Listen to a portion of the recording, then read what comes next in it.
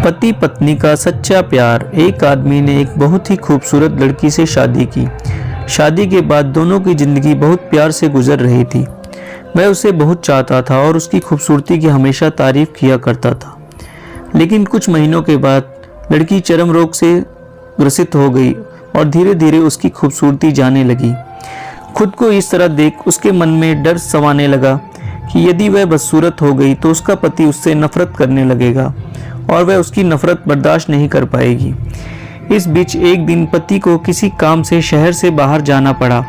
काम खत्म कर जब वह घर वापस लौट रहा था, उसका एक्सीडेंट हो गया। एक्सीडेंट में उसने अपनी दोनों आंखें खो दी, लेकिन इसके बावजूद भी उन दोनों की जिंदगी सामान्य तरीके से आगे बढ़ती रही। समय गुजरता रहा और अपने चर्म रोग के कारण लड़की ने अपनी खूबसूरती पूरी तरह गंवा दी।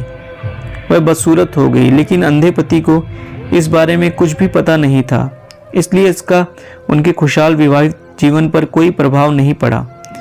वह उसे उसी तरह प्यार करता रहा। एक दिन उस लड़की की मौत हो गई। पति अब अकेला हो गया था। वह बहुत दुखी था। वह उस शहर को छोड़कर जाना चाहता था। उसने अंतिम संस्कार की सारी क्रियाविधि पूर्ण की और शहर छोड़कर जाने लगा। तभी एक आदमी ने पीछे से उसे पुकारा और पास आकर कहा, अब तुम बिना सहारे के अकेले कैसे चल पाओगे?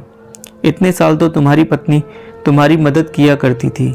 पति ने जवाब दिया, दोस्त मैं अंधा नहीं हूँ, मैं बस अंधा होने का नाटक कर रहा था, क्योंकि यदि मेरी पत्नी को पता चल जाता कि मैं उसकी बदसूरती देख सकता हूँ तो यह उसके रोग से ज़्यादा दर्द होता, इसलिए मैंने इतने साल अंधे होने का दिखावा किया।